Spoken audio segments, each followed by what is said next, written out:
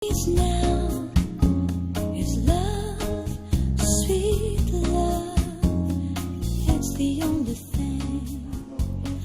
Maligayang pagbabalik sa Good Morning Boss. Alam mo, Sandro, nung magupit nga itong bagyong Yolanda, yung naririnig natin lagi na siyempre naging abala na ahensya ng gobyerno para nga makatulong sa mga kababayan natin. Walang iba siyempre ang DSWD. Kaya ngayong umaga, na mapalad tayo, especially na tapat pa ngayong Valentine's Day, para siyempre malaman natin kung paano nga ba yung pagtulong ng ahensyang ito sa lahat ng mga boss natin. Kaya makakasama natin walang iba kundi ang DSWD Secretary, si Miss Dinky Soliman. Good morning, ma'am. Good morning, Magandang ma'am. umaga sa inyong dalawa. Happy Valentine's. Happy Valentine's. Actually, ma'am, ito po, meron po kaming regalo para sa inyo sa Good Morning Boss. salamat. Happy Valentine's Day. Happy po sa Valentine's. inyo. Maraming salamat. Yes, Secretary. So, Secretary, siguro magandang nga pong pag-usapan. Like yung nabanggit nga po ni Jules, kayo po yung naging abala talaga for the past, nung sa disaster na dinala ni Yolanda. So, we want to know po, baka mabigyan mo kami ng refresher lang po, ma'am, sa mga nangyari po nung nakaraang taon ng 2013. Oo, well, actually, ang DSWD, nagtatrabaho para tulungan ng mga nasalanta ng disaster at kasama doon ay meron kaming mga iniimplementang programa para ang ating mga mahihirap na kababayan, ang ating mga boss na nangangailangan ay maiangat ang kanilang buhay para kung merong sakol ng darating, mas malakas ang kanilang kakayahan na bumangon muli. So para sa taong ito, umpisahan ko dun sa mga pagbuksan ng kahirapan. Tuloy-tuloy ang ating pag-iimplementa ng Pantawid Pamilya. Tayo'y naglingkod na sa 3.9 million na pamilya at yan ay mga 8 million na mga bata. Pinapanatili sa eskwelahan at pinapanatili na malusog. At yan ay sinasabayan ng sustainable livelihood. Ibig sabihin, itong mga pamilyang ito ay ating sinisiguradong tuloy-tuloy ang kaunlaran habang nag-aaral ang mga bata at dinadala nila sa health clinic or health unit. Meron din tayong sustainable livelihood na either sa pamamagitan ng micro-enterprise development, ibig sabihin, nagpapahiram tayo ng pera para magkaroon ng negosyo na lalago doon o small businesses at employment facilitation. At syempre, hindi natin kinakalimutan ang mga lolo't lola. So meron tayong social pension, 500 pesos a month. At meron din tayo para sa mga bata, yung supplementary feeding. Partner namin dyan lahat, ang lokal na pamahalaan at mga NGOs at iba pang mga ahensya ng gobyerno. Pero 2013 ay pinaka-exciting sa amin sa usapin naman ng pagtugon sa disaster. Yes. Kasi yung unang Diyan po kayo quarter naging busy. Oo, parang sabay namin ginagawa Opo. yan dahil hindi mo naman kailangan kalimutan yung mga hindi nasalanta. Yes, No? correct. Pero doon sa nasalanta, first quarter pa lang inaasikaso na namin pa yung Pablo.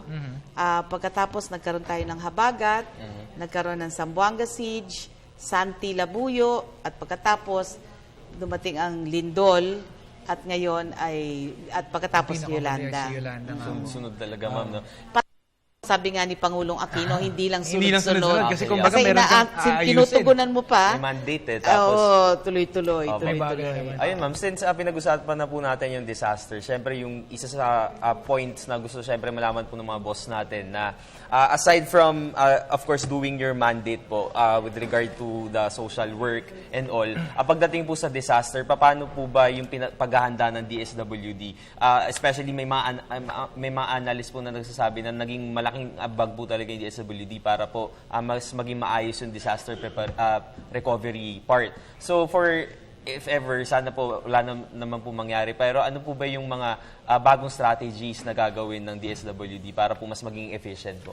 Well, unang-una, bahagi kami ng National Disaster Risk Reduction Management Council at sinisigurado namin na ang aming gagawin ngayon ay batay na sa leksyon na aming natutunan. So, isa yon na kailangan, dati na kaming nagpe-preposition o naglalagay ng mga goods sa iba't ibang field offices. So, ang unang leksyon ay gawin nating sa ligtas na lugar. Kasi Yes. lahat ng pre-reposition namin, Tinamaan. nabasa. Oo. So, ito ngayon, ligtas na lugar, at pangalawa, mas marami na ang kailangan naming itago. Kasi 5,000 pieces yung aming inihanda noon. So mukhang kailangan ay nasa doble ang kailangan naming ibigay kasi mas malalakas at mas matindi ang nakikitang maaring dumaan pa ng mga bagyo. Ngayong taon So isa yon. At pangalawa, nag-oorganisa kami ng team, yung tinatawag naming surge team mula sa central office kasi kung sakaling hindi kaya ng aming mismong regional office kasi sila din ay nasalanta at wala silang, hindi sila makakilos, kailangan meron kaming team na nandyan sa central office na in 24 hours ma-mobilize namin, contained, ibig sabihin, alam nila kung anong gagawin, dala-dala nila lahat yung kailangan. Ready na kumbaga Ready to lahat. move, Yes. o to coordinate with the other NGAs. Yes, ito, Secretary, napag-usapan nga natin kumbaga yung part nga po ng disaster. At kanina nga po sinasabi nyo yung mga tinutugunan din natin na hindi naman tinamaan ng disaster is, ang tugon po natin doon ay ang Pantawid Pamilyang Pilipino program. So meron din po ba tayong mga pagbabagong or mga idadagdag po dito sa programang ito ngayong taong 2014? Well, ang mga boss natin ay tuwan-tuwa sapagkat inaprubahan ni Pangulong Aquino at sinuportahan ng mga legislators natin, ng congressmen and congresswomen, atin nang ine-extend. Dati, 0 to 14 years old ang ating tinutulungan sa Pantawid. Ngayon, 15 to 18 dinagdag. So, Kasama ibig na rin sabihin, po. kasama sila. Okay. Tutulungan natin ang ating mga bosses na nangangailangan na makatapos ng high school ang mga bata. Kasi mismong mga magulang nagsasabi, kung tapos ng high school, mas mataas ang Ang sweldong tsansa. makukuha Yes, at ang tsansa na Na makatrabaho. makakuha ng Magandang productive, trabaho. magandang trabaho is the operative word. Productive and decent jobs kung Yes. tawagin. So yun ang pinaka-feature. So makakapagdagdag kami ng humigit kumulan 3 million na mga bata sa aming pinaglilingkuran ngayon. Kaya magiging 10 milyon na. Okay. And Wow. yun yung sa Pantawid, no? And then yung ating pangalawang dadagdag, yung dadamihan natin yung sustainable livelihood intervention. Nabasa naman yung siguro na sinabihan kami ni Pangulo, the top priority provinces na marami ang mahirap at marami ang sakunang maaring dumaan sa kanya. So yan po ay ating magiging tutok ngayong taon. Alright, ma'am. So talagang nakita nga ng mga boss ngayon na sobrang busy talaga Yes. yung DSWD. Napaka-hardworking talaga ng ahensya na yan dahil napakarami nilang inaasikaso mga iba't ibang programa para nga makatulong sa ating mga kababayan. At syempre, nagmumula naman laging kasipagan ng isang ahensya. Syempre, mula mismo sa leadership. Yes. Syempre, nandyan si Ma'am Secretary, Dinky. yes. Okay, since napag-usapan na natin, ma'am, yung ginagawa ng DSWD, ngayon naman po, mas kilalanin naman po namin kayo bilang isang asawa, bilang isang may anak, at syempre bilang isang ina. So, ma'am, kamusta naman po yung buhay, personal life yun naman with regard to how do you handle your love life, especially Valentine's Day ngayon, your kids. Especially with a full plate po, alam natin na napaka-busy po ninyo mga tao ngayon. So, paano nyo po ginagawa yung perfect balance for it to spend time with your family and syempre, hard work pa rin with the agency? With a lot of difficulty. Pero una, nakatanggap, ang aking asawa is consultant na pumupunta sa iba't ibang bansa. No? So, nakatanggap na ako ng bulaklak mula sa kanya kagabi. Madalas BBM pagka wala siya. Yes. So, we maintain our relationship through social technology. And then, pag nandito siya, we spend extra time with each other. Dalawa yung anak ko, pareho ng may trabaho. Yung isa ay scholar sa Australia ngayon. Okay. So, yung lalaki, yung panganay, may anak na. So, ang aking isang, sabihin na nating nakakagaang ng loob tuwing Yes, yan. Inyong apo. ay ang aking apo na si Tala at marami kaming ginagawa together. On weekends, most of the time, sinusubukan naming lumabas, mag-exercise. Yes. Pero sa akin, meditation and praying and exercise, diyan ko kinukuha ang aking balanse. Yes, actually, para talaga ma-relax. Yung buong pagkatao mo, hindi lang yung relax physically. Pati yung, siguro yung mental stress din kasi yun talaga yung nakakapagod rin. So, kailangan talaga yung meditation dyan. Pero ma'am, so today nga pong Valentine's Day, ano po ang inyong plano for yourself and with your loved ones? Well, it's a big working day. Ang dami naming naka-schedule na meetings and maraming kailangan gawin. But at the end of the day, we'll have a relaxing dinner. May fellowship ako sa ilang mga kaibigan ko. So, yun ang gagawin namin. enjoy yan kasi at least kumbaga kung kayo kayang magkakaibigan, magkakasama, iwas ka na rin siguro sa paglalabas at alam natin na siguradong matraffic talaga mamaya ang aasahan natin sa mga kali natin sa Metro Manila. Friday pa. Ay, Ako talaga. Patong-patong Good na luck lahat. to everyone. Basta Yes. ako nandyan lang sa tabi ng, nasa isang maliit lang na bahay. Tahimik.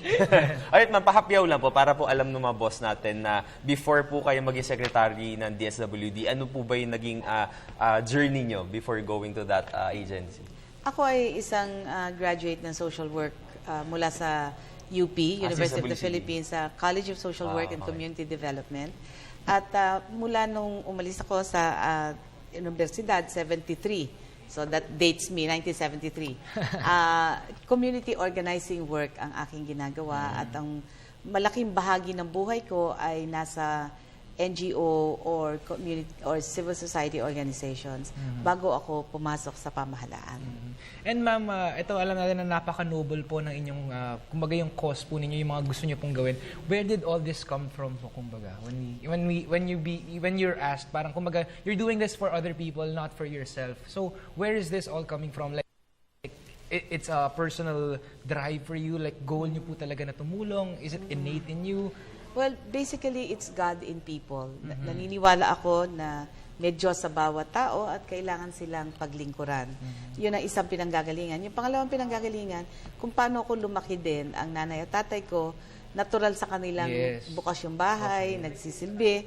At dahil doon, naging bahagi yung aking pag-iisip na kailangan tumulong, kailangan baguhin ang sitwasyon para nang sa ganon, ang mga mamamayan ay tunay na nakakaramdam ng kaunlaran.